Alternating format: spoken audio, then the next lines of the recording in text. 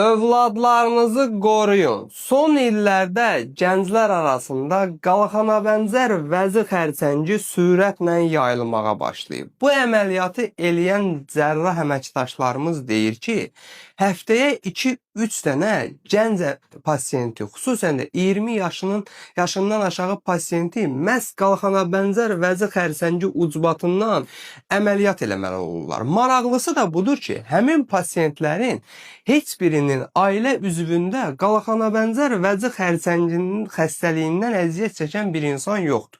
Yaxşı, bu xəstəlik niyə yaranır?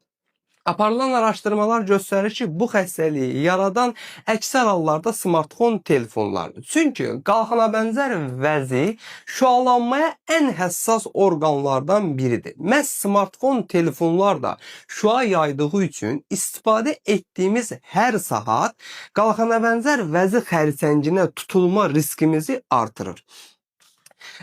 Düzdür, telefonu həyatımızdan uzaqlaşdırmaq mümkün deyil. Amma bir valideyn kimi övladlarınıza telefonun istifadə saatını azalda bilərsiniz.